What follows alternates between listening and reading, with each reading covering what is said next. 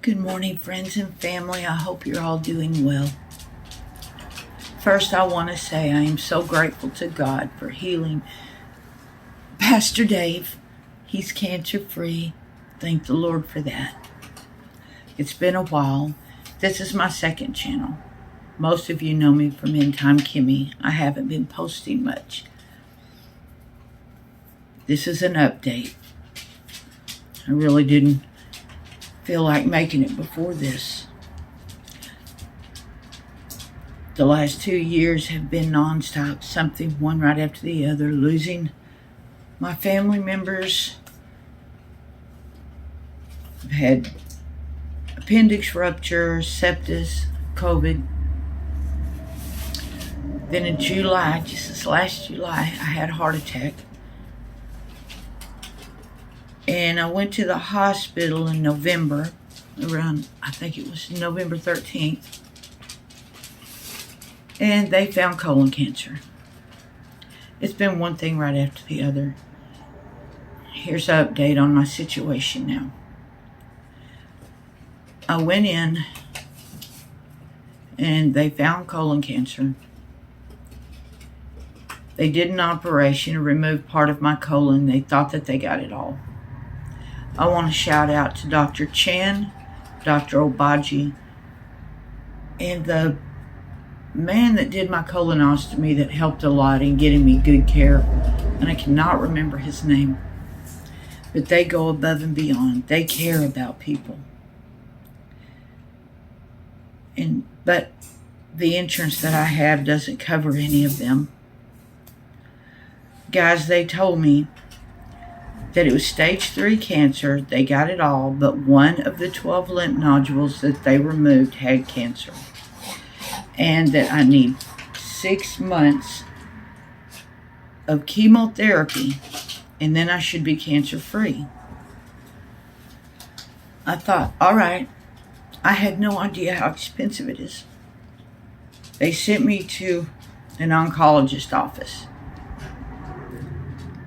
which is so cold. It's like an assembly line. They don't seem to care at all. There's no one to call with questions. They just expect you to have thousands of dollars to throw down, which I don't. We barely make it day to day since my family members have passed, and my son's doing everything he can. I've just been so sick. I also have gastritis and suffer with depression and anxiety. Plus, I have the heart problem. And since when I went into the emergency room, they said I was bleeding to death. I went in because I had heart palpitations really bad. And they took me off of all of my blood thinners that keep me from having a heart attack. Dr. Obaji wanted me back on my blood thinners, but since I was bleeding, they took me off of all of that. And they haven't put me back on. And I could have a heart attack. Last night was scary because I started having pains in my chest. And they tell you to call the oncologist office, talk to the nurse. And I don't like that place. It's so cold. They show no human compassion. You're just another number. Anyway, I found out that to place the stent is $3,000 by itself. And I don't have it. And even with my insurance, they said that 6 months of chemo would cost almost $6,000. And they wanted me just to throw the money out. I don't have it. Just like most of you, my friends, we live week to week, day to day. And I'm scared that I'm going to lose my life because I can't afford the stents. I don't know why in America cancer treatment is so expensive. I have a dear friend that's in Scotland and they get all of their health care free. Everyone's treated equally. Dentist free, which my son needs terribly. He's trying so hard. And my nephew, he's been there. But there's no way we can come up with the money. And the oncologist tells me that if I don't, I have a very high likelihood of getting cancer again in the next few months and spreading, and I'll die. It's pretty much a death sentence. I don't understand. And everybody keeps telling me, well, try like what we call the JPS. They won't accept me. You have to have insurance and been turned down for some reason.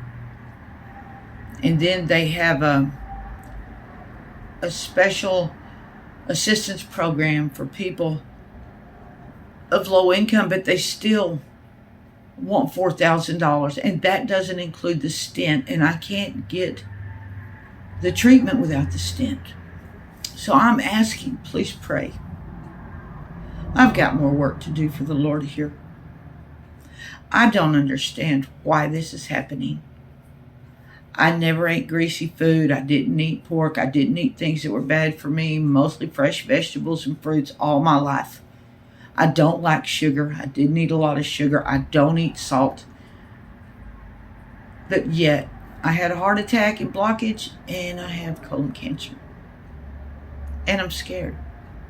I'll be honest with you guys, I'm scared.